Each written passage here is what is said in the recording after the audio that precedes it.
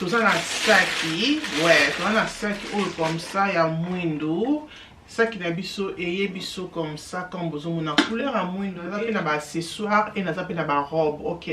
Na pe na moi top moko na zwa ki donc pour moi on a bino ensemble et gilet na nga oyo na ziongo na taille M et taille M et kokinga vraiment très bien donc j'aime. Si vous avez pas mon to linga ka ba gilet donc le ba ke beta tout na Shein. Donc on a besoin de accessoires. Accessoires à bosso on a zanango, on a na bracelet au boboninga na lati comme ça. Na éviter les belles dames. Et ali robe serre corps donc ils ont bien dans l'ande besoin mon wana, ils ont bien dans comme ça. Et j'aime bien de basaler les robes à pli na ba côté. Na ngami biloko noir, ça là vraiment joli na nzoto. Et robe où ils ont simple, bah c'est mon loco moi tricot na les colonnes de besoin mon et na c'est ba tiamo tissu.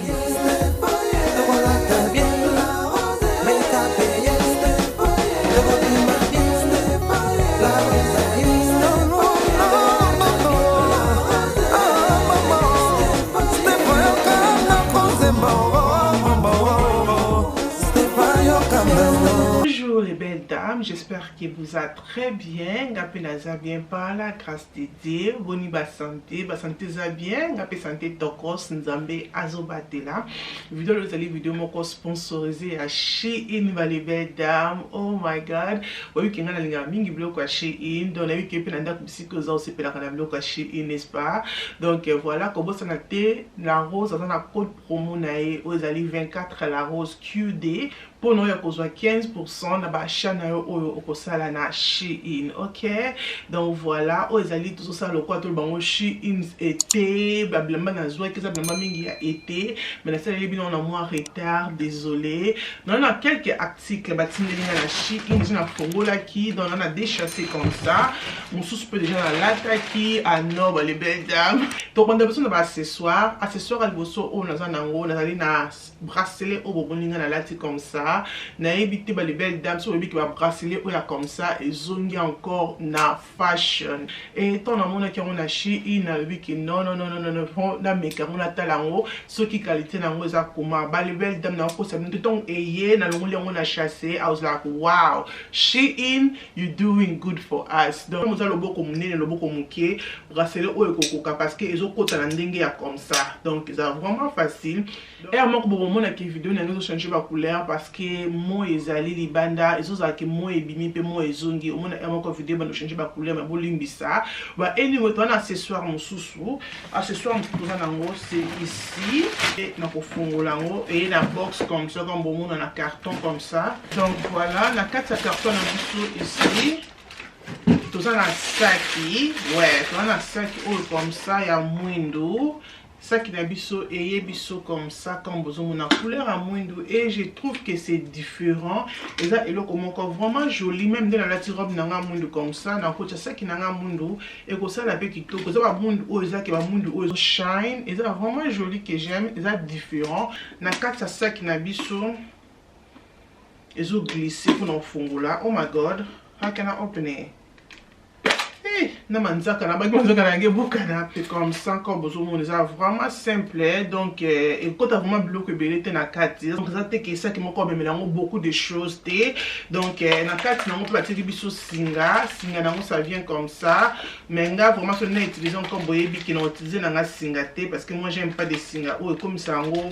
elongolango valeur ce cola tiango avec ba singa ou mona qui valeur nango ekofita donc mais anyway singa nango c'est comme ça et ça singa ya silver ne besoin mona singa ya argent donc ce que lingo okota singa no ya argent ce que ngo tiango lokwa ke na mapeka okota singa ya argent donc mais ça vient comme ça comme besoin mona c'est que na moi pas c'est sous ça mtoza manzaka pour na kofungola parce que ils a vraiment ekangami pour na kofungola faut vraiment doit temps mais bata manzaka milai na to surtout suka ndenge nini donc mais sunu te ça que c'est vraiment joli qui moi j'aime bien na ba accessoire les sous ba les belles tout ça na accessoire na biso o besoin mona que j'aime aussi et le côté c'est un accessoire ça ndenge ba sali yango donc na système à flair et ça purse comme besoin mona wana na système et ça cloche et ça cloche ne besoin mona cloche o na c'est peut-être na cloche ou na couleur ba salé en couleur il y a gold et j'aime bien vraiment comme mais c'est ça quoi moi flair moko Donc j'aime bien, ils ont les casses à flair, hein. Ils ont flair, ils ont les casses à flair, c'est quoi? Moi tu as commentaire, mais j'aime vraiment comme ils ont vraiment joli, même dans la lati comme ça. Donc tu as cloche nanga on a maboko comme ça qui n'a que ça là vraiment qui toko, c'est quoi attirer toujours batuke. Ah, on a la rose, c'est ça qui est wapi, c'est qui qui toko, c'est qui est beau bien. D'ailleurs ça qui manque que toko que fait n'a pas quoi utiliser même dans la journée, pourquoi? Parce qu'on a utilisé la journée, on attend le quoi dans les PK parce que ils allaient na singanango. Oh, pas singanango, on a pour ça là parce que singanango aussi c'est joli. Ça vient comme ça la singa. Au cola tango le cola comme ça dans les PK et que ça la kitoko. Donc voilà, ça vient comme ça la singa parce que ça là, je vais utiliser ça même dans les PK et que ça vient parce que dans la vie comme ça la utiliser dans les PK. On a dit que ça la rien. Donc ça c'est vraiment joli que j'aime. Regardez-moi ça va les belles dames. C'est vraiment cloche oh, vraiment kitoko simple mais c'est joli. On ne dit même pas que Ezali a Shein. J'aime vraiment. Et là-bas, na biso liboso o tozali nango, c'est d'abord robe na biso on a là, c'est robe à noir, robe que j'aime bien, on a taille S et taille S aussi kokinga, na mingi biloko noir, ça là vraiment joli na nzoto et robe o c'est vraiment simple, bah c'est vraiment le color moi tricot na likolo no bozomuna et na c'est ba tiango tissu mususu mais ça fait vraiment joli. Robe moko que non même l'église que non même musala ou tche blaze à l'icolo tche veste l'icolo donc ça a beaucoup de look avec ces robes c'est simple mais c'est joli quand on avec les papas ou quand on avec la ballerine wana ba sapat na ballerine c'est wana ou quand on même avec talon dans robe au j'aime bien et le ko to kwa kolanda ezali robe pour ton amona qui en ba les bêtes déjà fait na lati on peut-être au monde on a poudre ton longo là qui est à chaque ça mais anyway robe nabiso c'est comme ça robe j'aime bien ça robe moko que kola tango même na journée au kocha les papa au kola tango même na sortie moko na resto au kocha au talon au kola tango même aux autres qui na shopping ou peut-être comme ma lili au kocha un peu basket robe au kola tango avec beaucoup de trucs que j'aime aussi ça robe moko vraiment joli que j'aime robe au chocolat tango muto penza kondimatique que ça robe ya Shein donc ça vient comme ça comme vous montrez sur vos bien. Ezali robe serre corps donc ils ont bien dans la wana ils ont bien dans comme ça et j'aime bien de basaler les robes à pli na ba côté ils ont ba pli et na quatre on a de vraiment bien dans nzoto mais là on a sepé li pe na robe na biso parce que elle est qui genou ils ont vraiment robe mon corps vraiment respect pour tout le monde muto ça linga que peut-être abo manzoto na ça a vraiment respect dans nzoto na robe où ils ont vraiment joli on ta robe au partout pe ça la couleur il y a cream que j'aime vraiment simple mais ça fait vraiment joli na nzoto nde bomoni wana et robe na biso oyo na lati yango na taille SP kokinga très bien donc comme tout quoi kolanda biso na kati awa tozali na oyo ezali comme na lobi ke Shein et kotisi misguided donc ba ko na longa ba ko yeba misguided donc ba teka bloc kitoko na pe na qualité ya kitoko OK donc ba koti na Shein ba teka blement na mo sikoyo na Shein donc awa na kati tozali na oyo ezali waistcoat. Donc on a un gilet oh j'aime bien et on a mon qui on pas mode on a c'est pas qui n'a d'abord des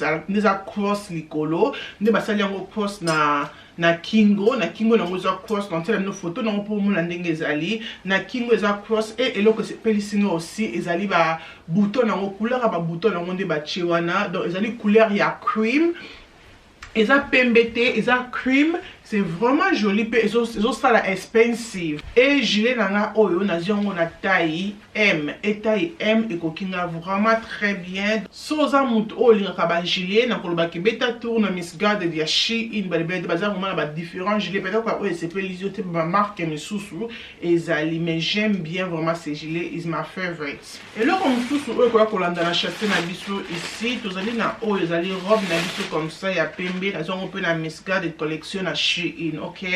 donc na c'est pas qui na robe o ya pembe parce que obi qui na été pembe ça la vraiment joli non il pas pour moi ya bien na makolo et ça la vraiment kitoko oche pas verni na makolo na yo et ça la vraiment bien mais malheureusement robe na biso ya pembe oyo et kokinga te na kochela bino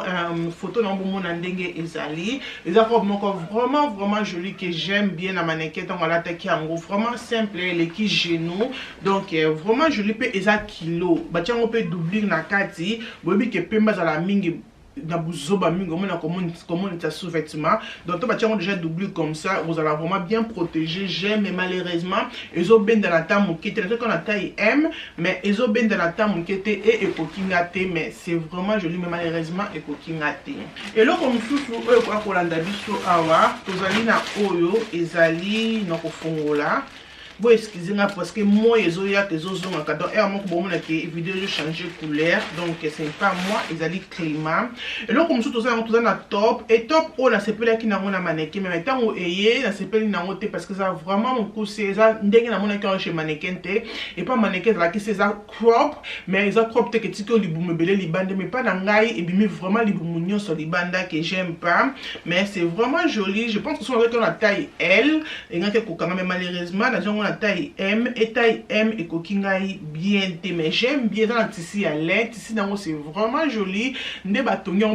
vraiment kitoko et loko c'est plus ça kinga eza maboko lango nde basali maboko lango vimba wana eza ke loko moko vraiment simple ko la tombe na pantalon jean vraiment simple mais eza la crop moko mais crop makasi te mais malheureusement eza vraiment crop moko ya makasi ce que na la tango lo baki na lati robe moko loko la ba robe ya singlé après na zu yango na tiango likolo peut-être na ko sala ngo bongo mais na ko la loko la top T donc voilà comme la biki za taille M mais malheureusement kokinga te I wish que was taille L pour na la tango de la nyaki pour la tango mais sous te qualité nango eza bien pour moi tout la soki eza ni a na kati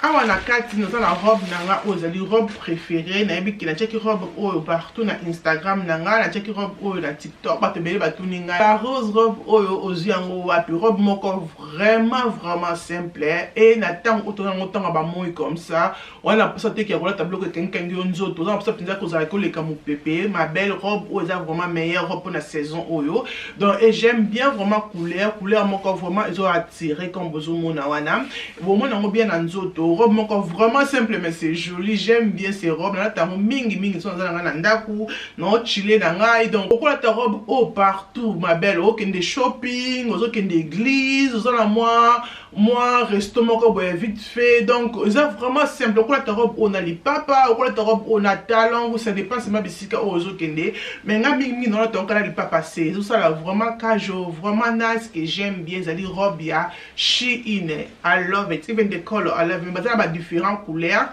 na Shein et là comme sous oyo ko kolanda biso to na robe na biso za robe a pembe mais ali robe ya satin robe moko vraiment simple aussi et ça robe oyo eleki genou donc ça vraiment mulaiti na makolo et ba tcheli biso ba lace wana comme bozomona ils ma beaucoup mikie robe oyo na zongo na collection ya Miss Guarded mais I don't like the way zanga na nzoto et ça te que ça m'a bé mais j'aime pas vraiment comme Evandinga na nzoto et na zongo na taille M et taille M Evandina ngonga mais na habité son on la tango mais sinon tes robes moko vraiment simple n'importe qui dans commentaire na so moni robe o comment na nzoto na ngai et ça simple quand on avec les papa no moko ya pembe o chimo sac no moko ya couleur ça là toujours joli que j'aime aussi na habité ce qui robe na biso vraiment et simbinga na nzoto na ngati que dans commentaire na c'est mais sinon tes Nata on tourne en comme ça, ils ont des robes moko ya satin vraiment simple et que au tina makolo, maboko mikie comme ozomona wana et là on a sepelé qui nango aussi ba lace wana, bobi ba lace ça la vraiment sexy na nzoto, na sepelé qui na ba lace wana et na invité. I don't know, tu vas commenter na somoni robe au comment na nzoto na nga, sunute eza robe bien, pesa robe moko respect, OK? Voilà les belles dames, j'espère que vidéo oyo et c'est pelissibino vidéo na comme vraiment na suka bloc on a qui nango yango nde nae kolakisa bino ko bosana te ke na Shein la rose na code promo ozali 24 la rose QD pour no yokozwa 15% na ba na yo oyo kosala na Shein. Zala abonné na la Rose Show, aimez vidéo, partagez vidéo et kosala nga bien makasi. Nzambe azala na biso, nzambe abomba biso tokutani mukolo mususu tina te e kominatina. Bye.